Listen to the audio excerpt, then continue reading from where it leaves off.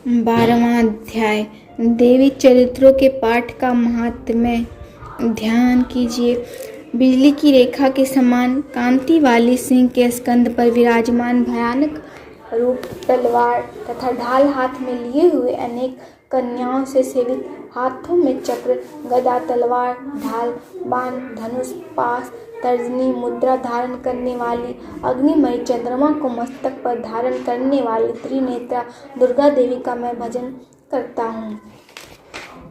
देवी बोली, जो पुरुष एकाग्र होकर इन स्रोतों से नित मेरी स्तुति करेगा, उसकी सभी बाधाएं मैं निसंशय नाश कर दूंगी। और जो मधुकैटभ का नाश, महिषासुर का घात एवं शुंभ निशुंभ इन दोनों का वध आदि प्रसंगों का कीर्तन करेंगे, और जो एकाग्र होकर अष्टमी, चतुर्दशी, नवमी तिथियों में भक्ति पूर्वक इन मेरे उत्तम चित्रों का महात्म्य सुनेंगे, उन्हें किसी प्रकार का अनिष्ट स्पर्श नहीं कर सकेगा।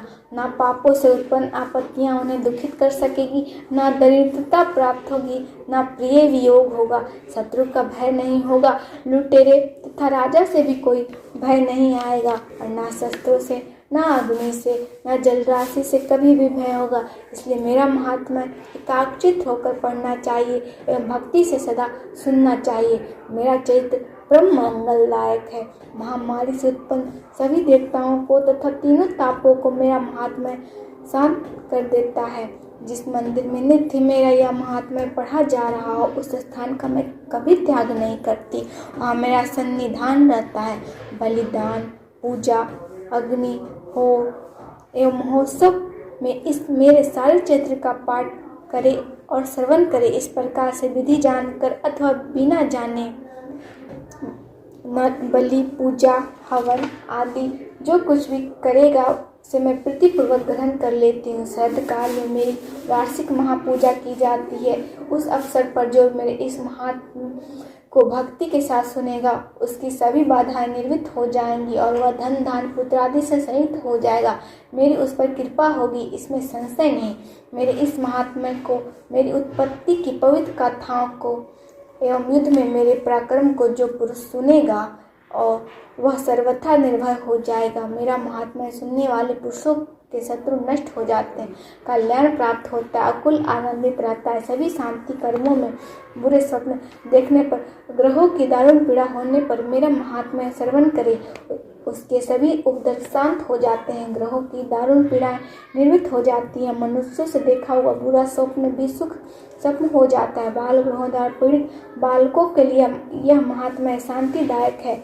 मनुष्य में फूट हो जाने पर यह महात्म्य मित्रता कराने में परम उत्तम है। सभी दुराचारियों के बल को भली भांति नाश कर देता है। पढ़ने से राक्षस, भूत, पिशाच आदि का नाश हो जाता है और मेरा यह सारा महात्म्य मेरी सन्निधि प्राप्त करा देता है। पशु, अर्घ, धूप, कंद तथा उत्तम दीपों द्वारा मेरे पूजन से, ब्राह्मणों को भोजन कराने से, होम से, प्रतिदिन के अभिषेक से तथा और भी अनेक प्रकार के भोगों के दान से वर्ष भर जो यह सब मेरे अर्पण करके आराधना करते, इससे जो मुझे प्रसन्नता होती है, वही प्रसन्नता मेरे महात्म्य एक बार सुनने से हो जाती है।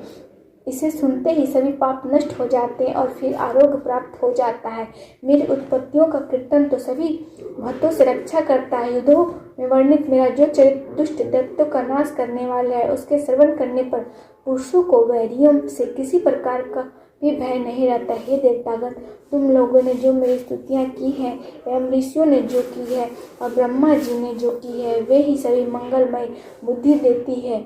वन में सुन स्थान पर अथवा वन की अगली में घिर जाने पर, सुन स्थान में डाकुओं से घिर जाने पर, शत्रुओं द्वारा पकड़े जाने पर अथवा वन में शेर, चीता एवं हाथियों के पीछा करने पर, क्रोध में आकर राजा ने वध की आज्ञा दे दी हो या कैद में पड़ गया हो अथवा महासमुद्र में जहाज पर बैठ जाने के बाद भारी तूफान आ जाए, उससे जहाज डगमगाने लगे, ऐसे अवसर पर घोर संग्राम में शस्त्रों का प्रहार होने लग जाए, तब सब प्रकार की बाधा पड़ रही हो, किसी महापीड़ा से आकुल हो, इस प्रकार की सभी घोर विपत्तियों से इस मेरे चरित्र का स्मरण करने वाला पुरुष छूट जाता है। मेरे प्रभाव से शेर आदि हिंसक, डाकू तथा शत्रु मेरे चरित्र के स्मरण करने वाले पुरुष सभी दूर भाग जाते हैं। ऋषि बोले, इतना कहकर भयंकर पराक्रम वाली भगवती चंडिका सभी देवताओं के देखते देखते वहां पर अंतर्धान हो गई। ये सभी देवता जिनके शत्रु नष्ट हो चुके थे, निर्भय होकर पहले के समान अपने अपने अधिकार प्राप्त करके यद भागों के भोगता हुए बाकी दैत्यों का हाल सुनिए। जब देव शत्रु शुंभ युद्ध में मारा गया, जो शुंभ जगत के विध्वंस पर तुला हुआ था, अतुल पराक्रमी भयंकर दैत्य था, उसके मारे जाने पर और फिर महापराक्रमी शुंभ के भी मारे जाने पर बाकी के बचे हुए कुछ दैत्य पाताल में भाग गए। हे राजन, इसी प्रकार भगवती जगदम्बा नित्य स्वरूपा देवी पुनः प्रकट होकर जगत की रक्षा किया करती है। यह देवी विश्व का मोहन करती है, वही जगत को पैदा करती है, अपने आगे प्रार्थना करने पर संतुष्ट हो जाती है और विज्ञान एवं विद्या प्रदान करती है। हे राजन, उसी ने ही सारे ब्रह्मांड को व्याप्त कर रखा है। महाप्रलय काल में महामारी के स्वरूप से यह देवी ब्रह्मांड भर में व्याप्त हो जाता है। वही समय समय में महामारी हो जाती है। अजन्मा होते हुए भी वह सृष्टि रूप हो जाती है। वही सनातनी देवी समय पर प्राणियों की स्थिति किया करती है। मनुष्यों की उन्नति देवी में वही घर में बुद्धिदायिनी लक्ष्मी रूपा हो जाती है। फिर अभाव के समय विनाश के लिए अलक्ष्मी मतलब दरिद्रता भी बन जाती है। पुष्प, धूप, गंध आदि सामग्रियों से पूजा तथा स्तुति करने पर यही देवी धन, पुत्र, धर्म में मति, शुभ गति आदि प्रदान करती है। जय माता दी। 12वां अध्याय पूर्ण हुआ।